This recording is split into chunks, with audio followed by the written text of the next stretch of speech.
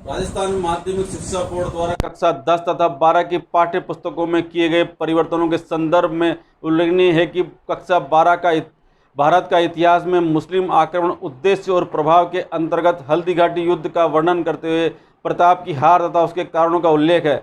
लिखा गया है कि सेना नायक में प्रतिकूल परिस्थितियों में जिस धैर्य, संयम और योजना की आवश्यकता होनी चाहिए, प्रताप में उसका अभाव था। जबकि तथ्य यह है कि अकबर के दरबारी इतिहासकार अबुल फजल से लेकर हल्दीघाटी युद्ध में उपस्थित बदायूं तक सभी एकमत से स्वीकार करते हैं कि हल्दीघाटी युद्ध में महाराणा प्रताप की सेना के दो ओर से किए गए आक्रमण को मुगल सेना झेल नहीं पाई और 15 से 20 किलोमीटर तक भागती चली गई।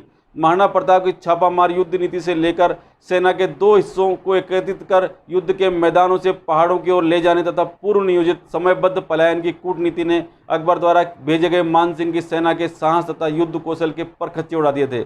यहाँ तक कि बदायूं लिखता है कि मुगल सेना के डर के मारे महाराणा प्रताप का पीछा तक न कर सकी।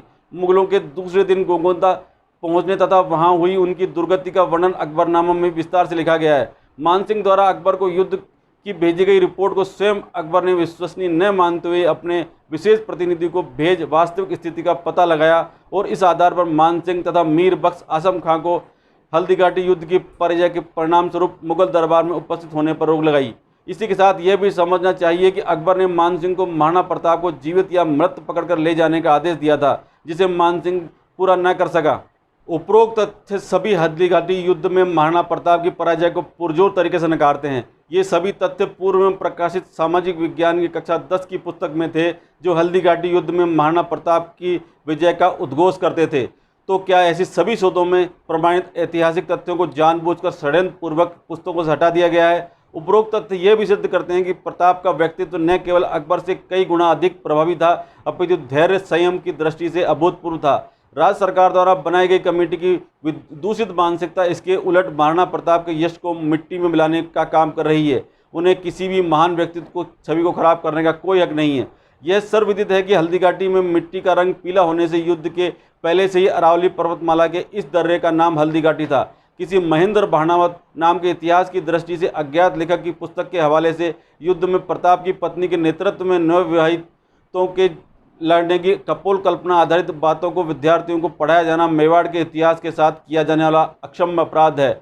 जिस महाराणा उदय सिंह की बचपन में हत्या करने का प्रयास बनवीर ने किया था, उसी बनवीर की हत्या का दोषी उदय सिंह को ठहराया जाना भी सर्वथा अनुचित है।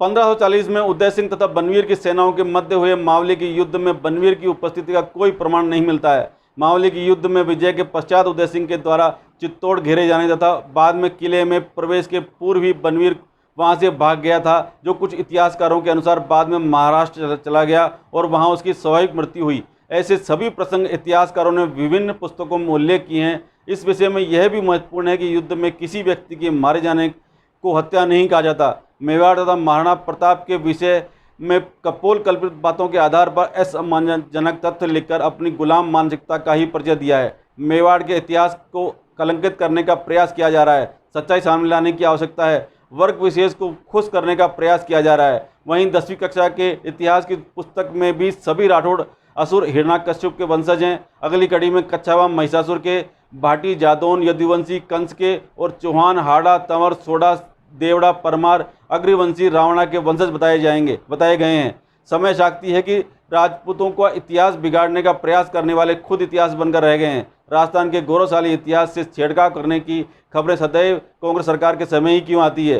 तुष्टिकरण की आड़ में ये सब हो रहा है। आखिरकार यह इतिहास संपूर्ण राजस्थान का है, हमें इस पर गर्व होना चाहिए। धन्यवाद दोस्तों। यदि आपको ये वीडियो पसंद आए तो प्लीज़ लाइक, शेयर और सब्सक्राइब जरूर करें।